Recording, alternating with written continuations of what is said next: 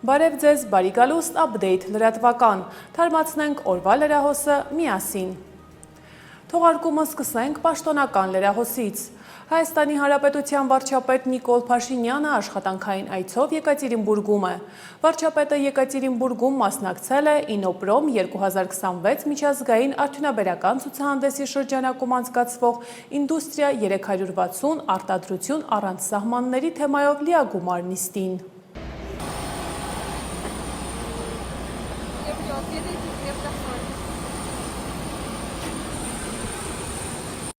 Միջոցառմանը մասնակցել են նաև Ռուսաստանի Դաշնության կառավարության նախագահ Միխայել Միշուստինը, Բելարուսի վարչապետ Ալեքսանդր Տուրչինը, Ղազախստանի վարչապետ Օլժաս Բեկտենովը, Ղրղստանի վարչապետ Ադիլբեկ Կասիմալիևը։ Երկրների վարչապետները նախ շրջայց են կատարել ցուցահանդեսի տաղավարներում, ծանոթացել ներկայացված արտադրանքին։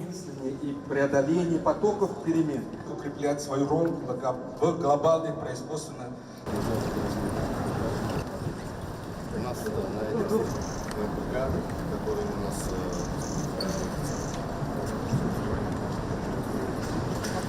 Վարչապետ Նիկոլ Փաշինյանը հանդես է եկել նաև ելույթով։ Իր ելույթում մասնավորապես նշել է, որ Հայաստանի արդյունաբերությունը վերջին տարիներին կայուն աճ է գրանցում։ 2025 թվականին արդյունաբերական արտադրանքի ծավալի աճը 2024 թվականի համեմատ կազմել է 4,7%, իսկ ընթացիկ տարվա 4 ամիսների ընթացքում 13%, նախորդ տարվա նույն ժամանակահատվածի համեմատ։ Վերամշակող արդյունաբերությունը վերջին 9 տարիների ընթացքում աճել է 2 անգամ։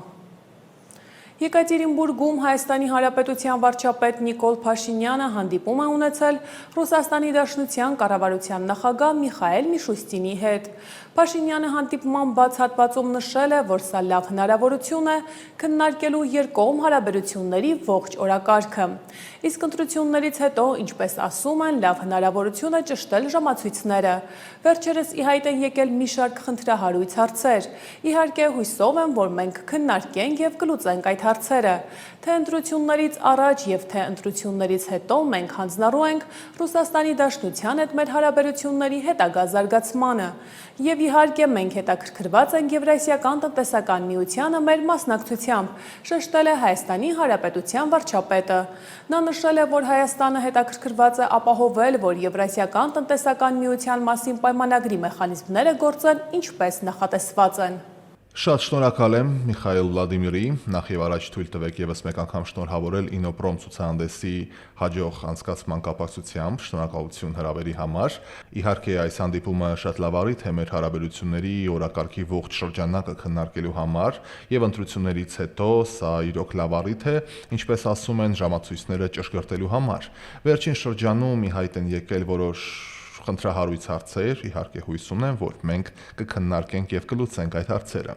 Ինչպես ընտրություններից առաջ, այնպես էլ ընտրություններից հետո մենք տրամադրված ենք Ռուսաստանի Դաշնության հետ մեր հարաբերությունների հետագա զարգացմանը եւ անշուշտ մենք շահագրգռված ենք Եվրասիական տնտեսական միության մեր անդամակցությամբ եւ շահագրգռված ենք, որպեսզի այդ մեխանիզմները, որոնք նախատեսված են Եվրասիական տնտեսական միության մասին պայմանագրերով, գործեն պլանային ռեժիմով եւ ես կարծում եմ, որ դա բխում է Եվրասիական տնտեսական միության հետագա զարգացման շահերից։ Իհարկե, ինչպես արդեն ասացի, մենք կառուցողական ենք տրամադրված քննարկելու եւ բարձաբանելու բոլոր հարցերն ու բոլոր նրբությունները եւ հույս ունեմ, որ այսօրվա բանակցությունների արդյունքներով մեզ կհաջողվի լուծել կոնկրետ հարցեր։ Շատ շնորհակալ եմ։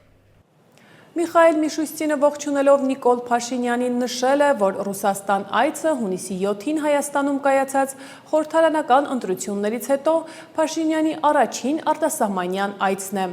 Մենք հույս ունենք, որ ընտրությունների արդյունքներից հետո ձևավորված նոր կառավարությունը կապահովի մեր հարաբերությունների զարգացումը եւ ռուս-հայկական հարաբերությունների առաջընթացը, բարեկամության, բարիդրացիության, փոխադարձարգանքի եւ միմյանց շահերը հաշվի առնելու ոգով։ Միշուստինի խոսքով, չնայած համաշխարհային տնտեսության անկայունությանը, Ռուսաստանը մնում է Հայաստանի առաջատար արտաքին առևտրային գործընկերը եւ ներդրողը։ Բարի օր հարգելի Նիկոլ Բովայի, հարգարժան գործընկերներ, բարեկամներ։ Ռուսաստան այցելությունը ձեր առաջին արտասահմանյան ուղևորությունն է Հայաստանում հունիսի 7-ին կայացած խորհրդարանական ընտրություններից հետո։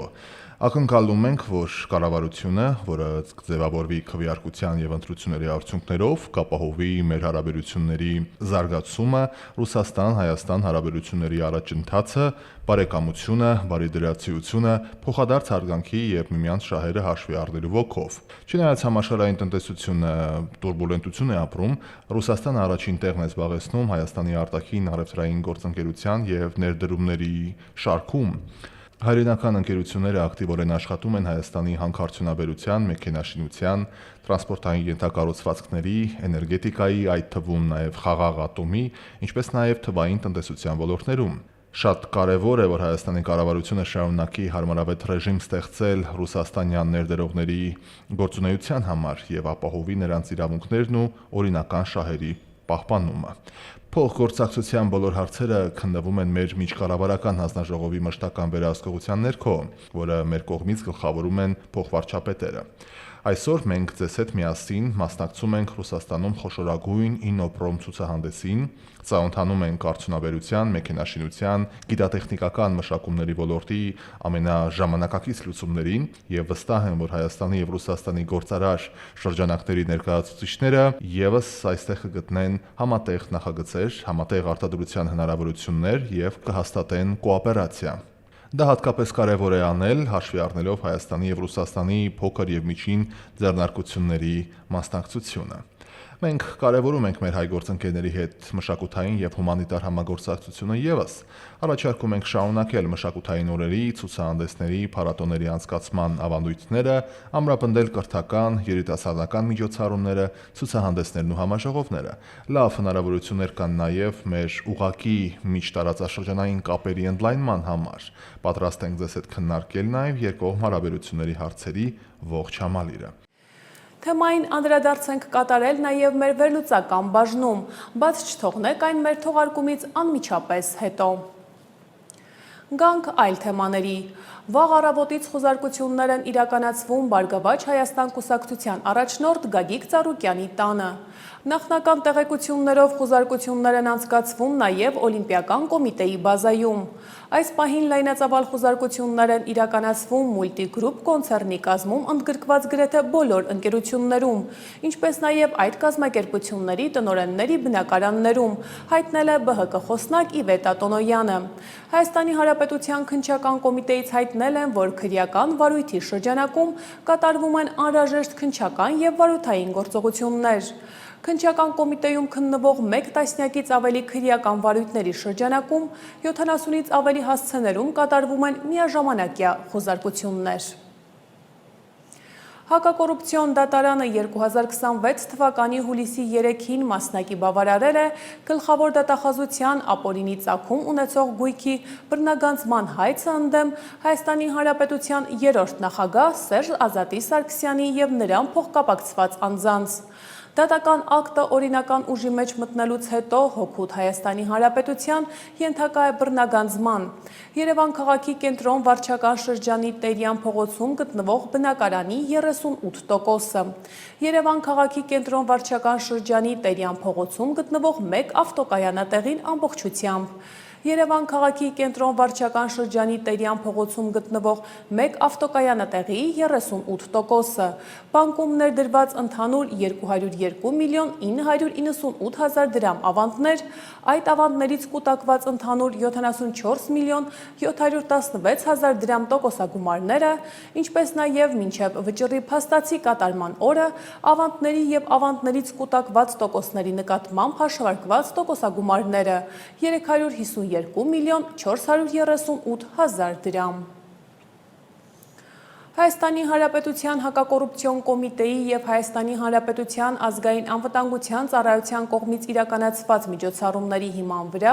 հակակոռուպցիոն կոմիտեում նախաձեռնված վարույթով փաստական տվյալներ են ստացվել այն մասին, որ Հայաստան կուսակցությունների դաշինքի համակիրները խմբի կազմում ազգային ժողովի ընտրություններին հիշյալ կուսակցության օգտին քվեարկելու պայմանով մի շարք ընտրողների տվել են տարբեր չափերի ընտրակաշառք։ Դեպքի առթիվ Հայաստանի Հանրապետության հակակոռուպցիոն կոմիտեում նախաձեռնված քրեական վարույթով ձերբակալվել են վերը նշված անձինք, կատարվել են խուզարկություններ եւ վարութային այլ գործողություններ։ Հիմա ինչ չեն ջերմներ, քանի ծենա 100,000 փոխենք դեմասենք դիմեր կոմից Ողում ես ծավոտ անեմ, էսի Հեսակեցամ դենալ 50,000 գտնաված, ինչ անա ու 100 տուր ես կազմակերպեմ այդ ծավոտ Չէ գտնենք իրար հետ որ տանք, թե չէ նես չիլի Հա Ում ես ուզում տասիմա Սամոյին մեկ է Էմիլին, կամ Ռուստամին ու Արևիկին տան Ու թե Սամոյին մեկ է Էմիլին նա առաջացի Միշայենց, էլի Հենց հիմա Հա Բանը ընդեղ համ քոնը կտա, համ քոնի չափ էլի մի հատ էլ կտա, 200 բտա, ունեմ էլի ախտերական կամ պահի մոտդ կամ քոնի չափով մի հատ էլ ավել պտի տա էլի, Իդի ինչ անեմ, պահի մոտես կամ պահի մոտդ կամ տունն է, մի հատ զանգի հել եմ վեգալ եմ, Միշանենի բել էր, ասիմ հավեզա, ես կտամ դորին, Միշանենի բել էր,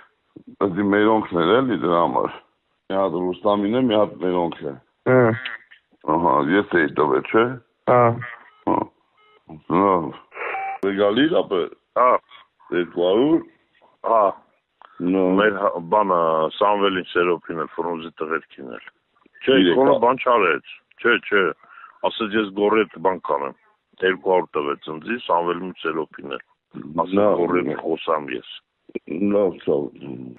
գոր բա ինչ է ասել քեզի կտենամ հետո են մնացածը բան կանեմ, նիշան, Ինչ է մնացածը հետո 100 պակաս է տվել ախպեր, Չգիտեմ մախտը Ինձի զանգեց ասեց գազ զանգի մի հատ Լրի կապիկ արդեն ներվես ախտվա վարա, մարդկանց բան եմ խոստվել, այդ շուտակի մեջ լավ հետո կգաս խոսանք, Շարունակենք թողարկումը։ Հայաստանի Հանրապետության ազգային ժողովի նախագահի տեղակալ Ռուբեն Ռուբինյանը հուլիսի 6-ին ընդունել է Հարավային Կովկասի և Վրաստանի ճգնաժամի հարցերով Եվրամիության հատուկ ներկայացուցիչ Մագդանելա Գրոնոյին։ Այս մասին հայտնում են ազգային ժողովից։ Զրուցակիցները մտքեր են փոխանակել տարածաշրջանային և անվտանգության ու կայունության ապահովմանն առնչվող հարցերի շուրջ։ Անդրադարձ է կատարվել տրանսպորտային և լոգիստիկ հնարավորություններին, Հայաստան-Ադրբեջան խաղաղության գործընթացին։ Ռուսաստանից Հայաստան-Ադրբեջանի տարածքով կուղարկվի պրոպան-գազ։ Այս մասին հայտնում են ադրբեջանական լրատվամիջոցները, նշելով, որ ռուսական պրոպան-գազով 30 վագոն կուղևորվի Բալաջարի կայարանից։ Նշենք, որ այսօրվա դրությամբ Ադրբեջանից Հայաստան արդեն արտահանվել են ավելի քան 14,000 տոննա դիզելային վառելիք և 4,000 տոննայից ավելի բենզին։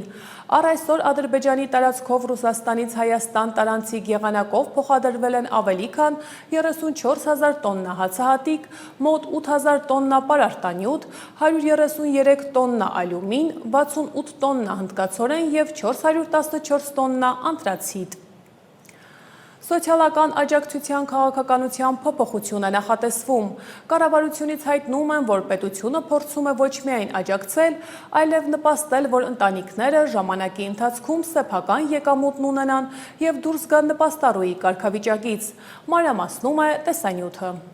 Իհարկե աշխատելու ենք, երեխաները մեծանան, աշխատելու ենք։ Գոհար Ավետիսյանը 4 անչափահաս երեխաների մայր է, առայժմ չի աշխատում։ Աշխատանք չունի նաև ամուսինը։ 2023-ին Ղարաբաղից տեղահանված ընտանիքը բնակության մի քանի հասցե է փոխել։ Անցած տարվանից հաստատվել են Կոտայքի մարզի Մրգաշեն գյուղում, Վարձով են ապրում։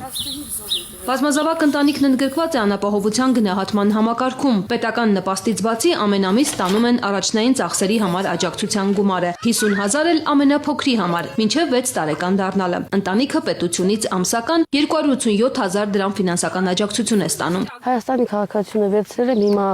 ամբունությունից արդեն վերցրել,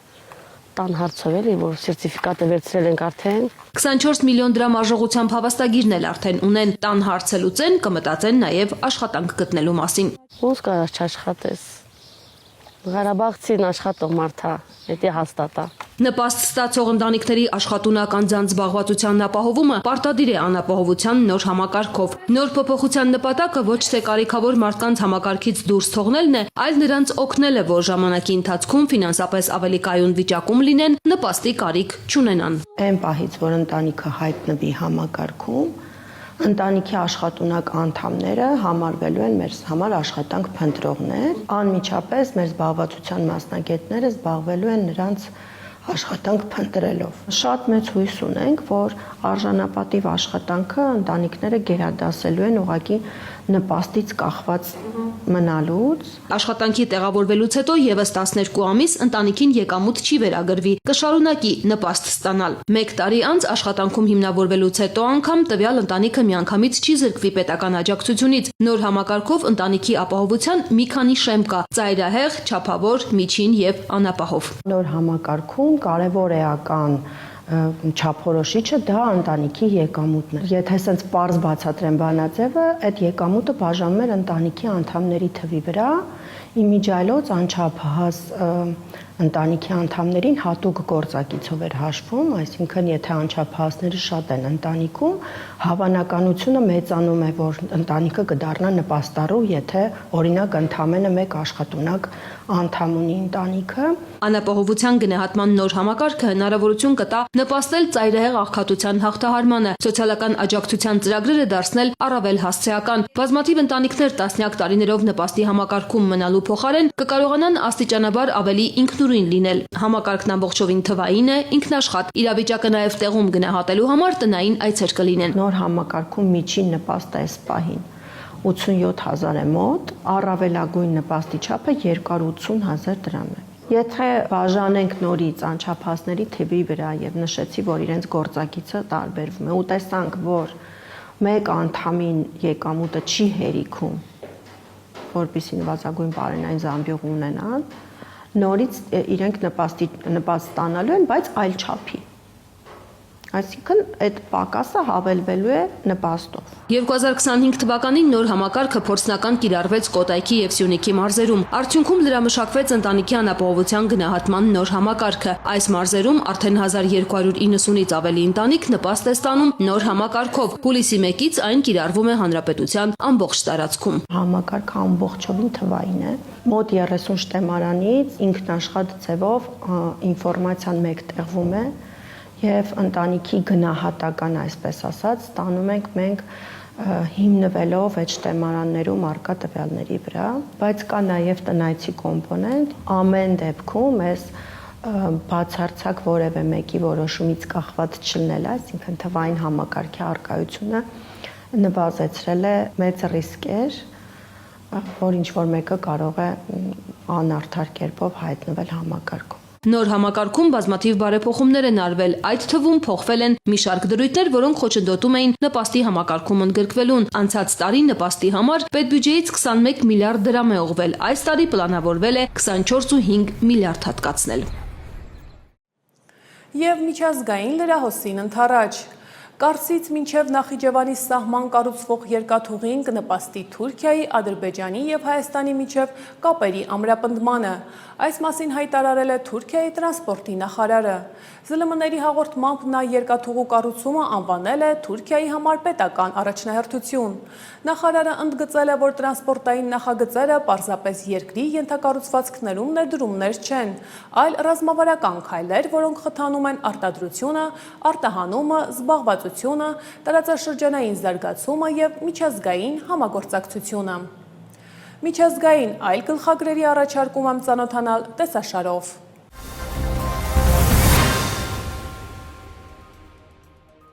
Էմանուել Մակրոնը կդառնա Ֆրանսիայի առաջին նախագահը վերջին 17 տարվա ընթացքում եւ 2024 թվականի դեկտեմբերին Բաշար Ասադի ռեժիմի անկումից հետո արևմտաեվրոպական առաջին առաջնորդը, որը կայցելի Սիրիա։ Այցի հստակ ժամկետները դեռ որոշված չեն։ Ակնկալվում է, որ Մակրոնը եւ Ահմեդ Ալ-Շարան, որը 2025 թվականի հունվարի 29-ից զբաղեցնում է Սիրիայի նախագահի պաշտոնն անցումային շրջանում, բանակցություններ կվարեն երկկողմ հարաբերությունների ամրապնդման վերաբերյալ, քննարկեն փոխադարձ հետաքրքրություն ներկայացնող տարածաշրջանային եւ միջազգային հարցեր։ Մակրոնի հետ Սիրիա կժամանի ֆրանսիական ընկերությունների ներկայացուցիչների եւ ներդրողների պատվիրակությունը։ Մակրոնն ու Ալ-Շարան հանդիպել են 2 անգամ։ 2025 թվականի մայիսին Սիրիայի ժամանակավոր նախագահը Ֆրանսիայի ղեկավարի հրավերով ժամանել էր Փարիզ, իսկ սեպտեմբերին երկու երկրի ղեկավարները հանդիպել էին Նյու Յորքում ՄԱԿ-ի գլխավոր ասամբլեայի 80-րդ նստաշրջանի շրջանակում։ Թեհրանի 100 հազարավոր բնակիչներ այսօր դուրս են եկել փողոցներ, մասնակցելու Իրանի հանգուցյալ գերագույն առաջնորդ Այաթոլլա Ալի Խամենեի եւ նրա ընտանիքի անդամների հուղարկավորության երթին։ Երկրի իշխանությունների գնահատմամբ զանգվածային երթին ակնկալվում է 15-ից 20 միլիոն մարդու մասնակցություն։ Երթուղին կկազմի մոտ 15 կիլոմետր։ Մարդկանց մեծաքանակ բազմության միջով անցնում է Ալի Խամենեի ատյունը տեղափոխող մեքենան։ Փետրվարի 28-ին ամերիկա-իսրայելական հարվածներից զոհված գերագույն առաջնորդի հրաժեշտի արարողությունները մեկնարկել են հուլիսի 3-ից ու կշարունակվեն մինչև հուլիսի 8-ը։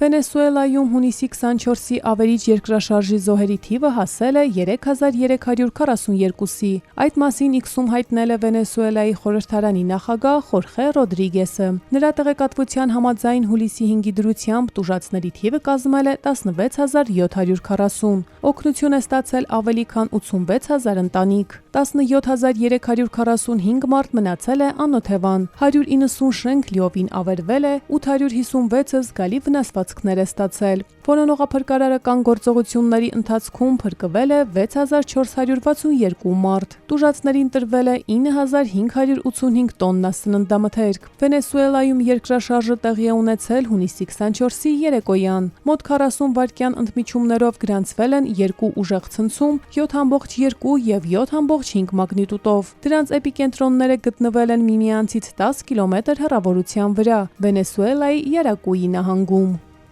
Ուկրաինայի իշխանությունները հայտնել են, որ հուլիսի 5-ի գիշերը մայրաքաղաք Կիևի դեմ Ռուսաստանի հարձակումների հետևանքով զոհվել է 11 քաղաքացի, հարվածներից վիրավորվել է 46 մարդ, 27-ը հոսպիտալացվել են, նրանց շարքում 3-ը երեխաներ են։ Կլիչկոն հաստատել է, որ մայրաքաղաքի 4 թաղամասերում գրանցվել են ավերածություններ եւ վնասներ։ Ամենաշատը տուժել է Պոդոլսկի շրջանը։ Մեկ շենքում ավերվել են 5-րդից մինչև 9-րդ հարկերի բնակարանները, իսկ Ռուսաստանի պաշտպանության նախարարությունից հայտնել են, որ գիշերվա ընթացքում հարվածներ են հասցրել Կիևին եւ Կիևի շրջանին։ Ռուսական կողմից պնդել են, որ ուկրաինական տարածքում թիրախավորվել են ռազմական արդյունաբերության, վառելիքի եւ էներգետիկայի օբյեկտները, ինչպես նաեւ ռազմական օդանավակայանների ենթակառուցվածքները։ Միևնույն ժամանակ պաշտպանության նախարարությունից հայտնել են, որ գիշերվա ընթացքում Ռուսաստանի տարբեր շրջաններում չեզոքացրել են ուկրաինական 519 ԱԹՍ։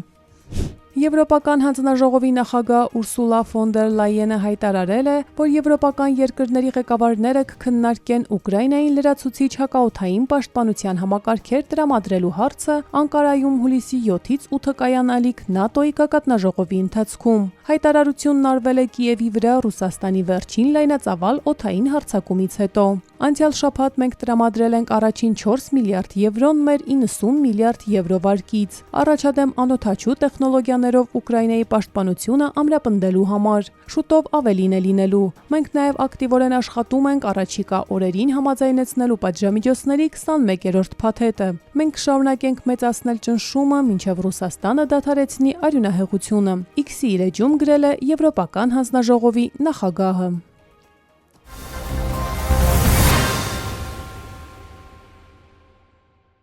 Շարունակենք թողարկումը։ Երևան-Սևան ավտոճանապարհի Չարենցավանի հատվածում կայծակի հարվածից վնասված կամրջի վերականգնումը ավարտական փուլում է։ Կամրջի վնասված հեծանները փոխարինվել են նորերով։ Այս օրերին արդեն երթևեկելի մասում տեղադրվում են ասֆալտաբետոնե ծածկը։ Այս մասին տեղեկանում ենք ճանապարհային դեպարտամենտից։ Վաղվանից կամրջով բնականոն երթևեկությունը կվերականգնվի։ Եվ վերջում եղանակի մասին։ Ինչպես եւ կանխատեսվել էր, Հայաստանը գտնվում է ակտիվ ցիկլոնի ազդեցության գոտում, ինչի հետևանքով հանրապետության շրջանների մեծ մասում անձրևներ են, որոշ տեղերում նաեւ հորդառատ։ Այս մասին հայտնել է հիդրոթերապևտաբանության եւ մոնիտորինգի կենտրոնի տնօրենի տեղակալ Գագիկ Սուրենյանը, հավելելով, որ ցիկլոնը կշարունակվի առաջիկա օրերին, կդիտվեն անձրևներ, որոշ հատվածներում հորդառատ, կտեղա նաեւ կարկուտ։ Ինչպես եւ կանխատեսվել էր, վերջին 4 օրերին մեր երկիրը գտնվում է սեզոնյան բավականին ակտիվ ցիկլոնի ազդեցության գոտում, ինչի արդյունքում հատկապես գիշերը եւ հետկեսօրյա ժամերին շրջանների մեծ մասում ամպրոպային բնույթի անձրևներ են, իսկ առանձին հատվածներում դրանք բավականին հորդառատ են։ Մինչև հուլիսի 8-ը ներառյալ այդ ցիկլոնը կշարունակի պտտվել մեր տարածաշրջանի վրա, ինչի արդյունքում կրկին հատկապես գիշերը եւ հետկեսօրյա ժամերին շրջանների մեծ մասում սպասվում է Կարճատև, Անձրև եւ Ամպրոպ առանձին գոտիներում դրանք նորից կլինեն հորդառատ եւ ցավոք նորից հնարավոր է կարկուտ։ Հուլիսի 9-ից այդ ցիկլոնը կկորցնի իր ուժը եւ հուլիսի 9-ից 12 ընկած ժամանակահատվածում երեկոյան ժամերին կարճատև անձրևներ հնարավոր են միայն Հայաստանի հյուսիսային մարզերում, հատկապես Շիրակում, Լոռիում եւ Տավուշում։ Մյուս շրջաններում տեղումները կդադարեն։ Օդի ջերմաստիճանը արդեն զգալի նվազել է այսօր ցերեկային ժամերին, նույնիսկ Հայաստանի ամենատաք գոտիներում Սյունիքի հովիտներ, Արարատյան դաշտ, Երևան, օդի ջերմաստիճանը ցերեկային ժամերին չի գերազանցի +29-ից 31 աստիճանը, բայց հուլիսի 9-ից 11 ընկած ժամանակահատվածում այդ հյուսիս-արևմտյան հոսանքները կփոխարինվեն հարավ-արևմտյան արևադարձային տաքոթային հոսանքներով, ինչի արդյունքում հուլիսի 9-ից 11-ին աստիճանաբար հանրապետության ողջ տարածքում օդի ջերմաստիճանը կբարձրանա 4-ից 5 աստիճանով եւ արդեն հուլիսի 10-ին եւ 11-ին Արարատյան դաշտում եւ Երևանում ցերեկային ժամերին օդի ջերմաստիճանը կհասնի մինչեւ 35 աստիճանի։ 35 աստիճանից բարձր ջերմաստիճան առաջիկա օրերին հանրապետության տարածքում չի կանխատեսվում։ Դե ինչ այս թողարկման համար այսքանը, իսկ դուք բաց չթողնեք մեր վերլուծական հատվածը, իսկ ես ձեզ հրաժեշտ եմ տալիս ցտեսություն։